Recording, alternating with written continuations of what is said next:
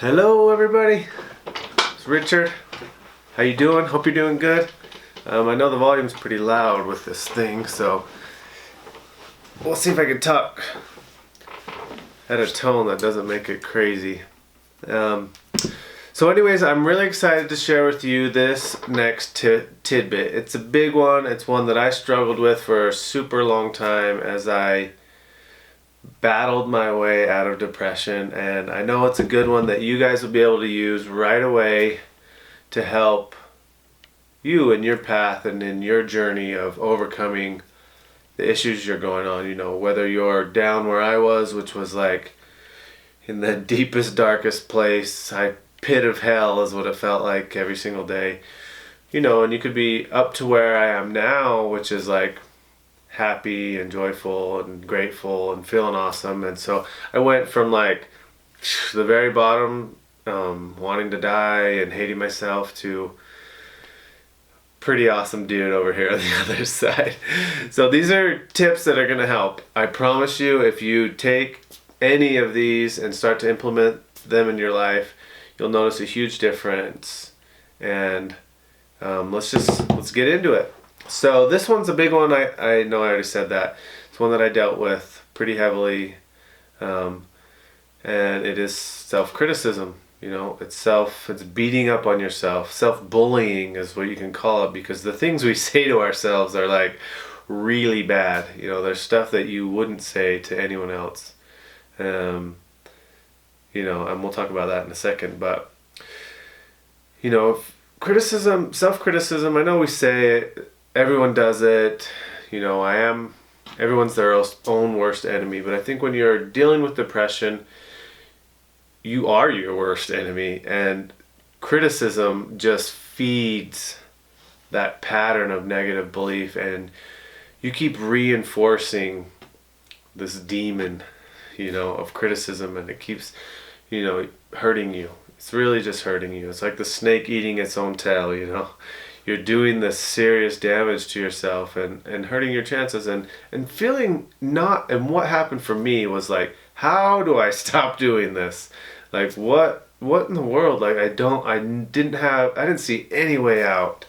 So I've got these 4 main tips that I'm going to share with you. And then I've also got a couple that will help you as you're working on the other 4. So the 4 main ones are, first, number 1, you've got to recognize the criticism. So you can't do anything about the self-criticism if you don't realize it's not happening. So that's a big one. Realizing that you're actually doing it and hearing it is, you know, in your mind or whatever, is the very first step. You know, whether you're doing anything about it or not from that point on, at least you're recognizing it. So once you start recognizing it, you've planted the seed and you've started, you know, turning those cells. You're going to be edging your way away from this pattern of beating yourself up. So number 2, after that, these all go really tightly together, is number 2 is to distance yourself from that criticism. And this is something they talk a lot about in different divisions of psychology or methodologies, is to, you know, you're kind of separating these parts of your personality. I know they do this in Buddhism a lot with your ego versus, you know, who you are. Like, your ego is always fighting against you, kind of thing. But this is one where you can take that criticism and you want to separate it from who you are as a person. And an easy way to do this is quite literally to give your criticizer a name. You know, whether it's Howard or Beatrice or Bobby, Jane, Joe, you know, whatever you want to call it. You could do that. No offense to any of the Howards or Beatrices or Bobby, Jane, Joes out there. I'm sure you're all wonderful people, but you will give your criticism a name, quite literally. I know it sounds weird, a little kooky, but really these types of kind of kooky things are what end up working. It's what I found after decades of trying other things. The kooky stuff works. Be playful with it. Open your mind to being playful with it. It totally works, and it's worth it. So Number 2 was to separate yourself from the criticizer, the criticism, and you can do that by naming your criticizer. And then the next step is to challenge the criticizer. So when criticism comes in and you start to feel it, start to feel yourself beating up on whatever you did, like maybe you didn't get as good as you wanted to on a test, or maybe, I don't know, you were tempted to do something and were unable to, maybe you drank again. If you're under addiction and you're an alcoholic and you took another drink, those are things where you've been sober for a long time, then you had a drink, man, that self-criticizer is going to come in there. Howard is going to come in and he is going to lay it on. I mean, that criticizer can be vicious. The things we say to ourselves is just awful. I mean, no wonder we want to hide away in a hole and not talk to anybody. I remember those days of just wallowing in this self-hate and just beating myself up for all the different things that I hadn't done right, And so what you do is when those start to come in, you challenge them. And even though at first it might feel difficult, it's uncomfortable because it's such a different path from the pattern that we've built up. So as these come in, you say, Howard, no, I'm going to be good to myself. I choose to be good to myself. I refuse to listen to this. And you can even write this down and just say, Howard, no. And you can say, I'm not going to listen because I love myself, want to be good to myself. And so you do that. So you reject whatever they're saying. The next step is to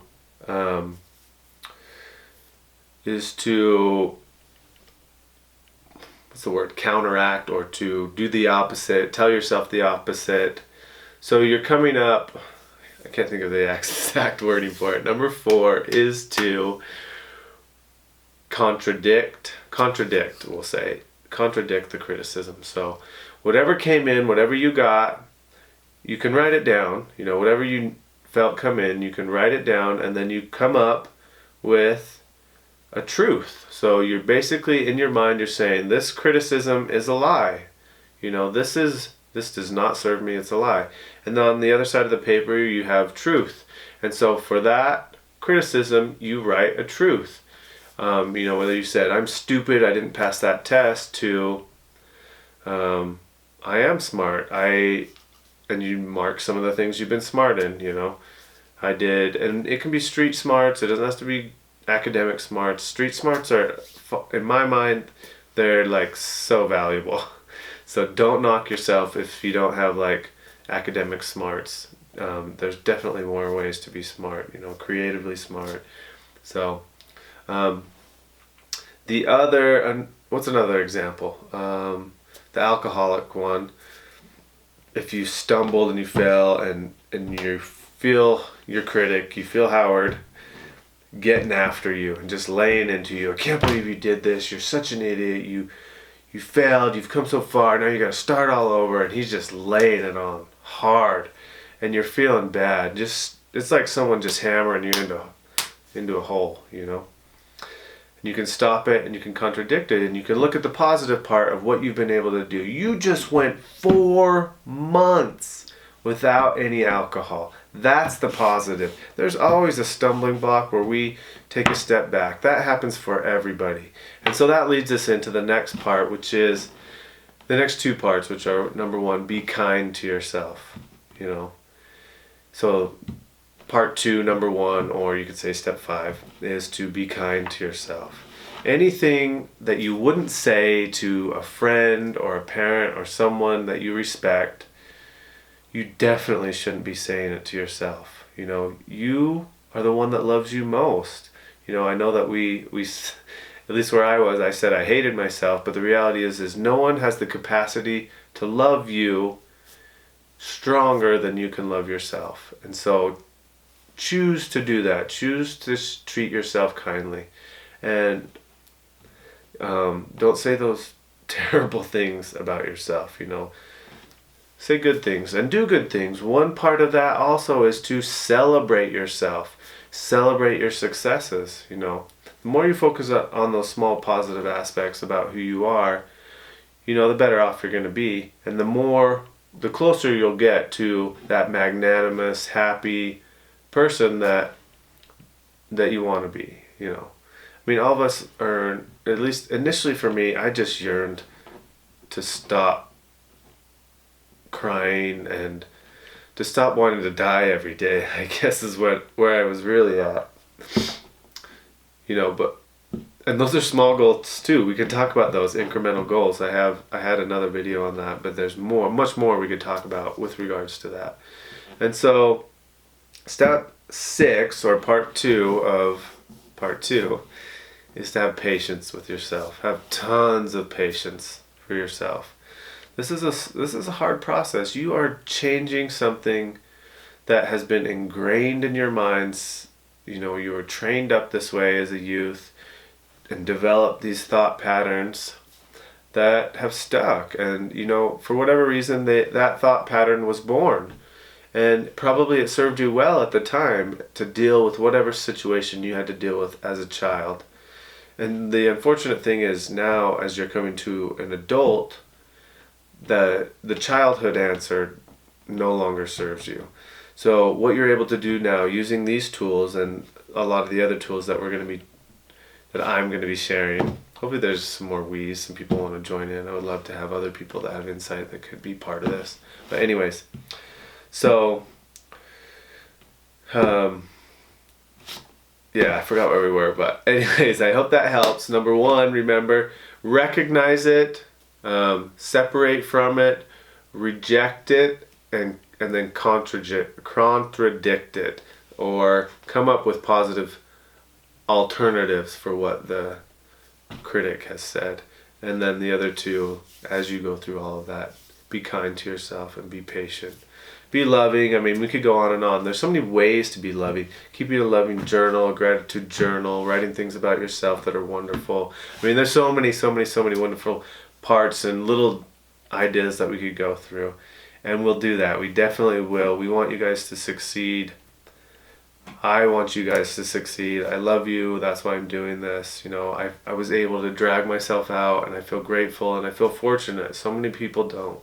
So I hope that to offer you some little bit of hope, and take it, use it, love it. Cheers. Thank you guys. Enjoy the rest of your day.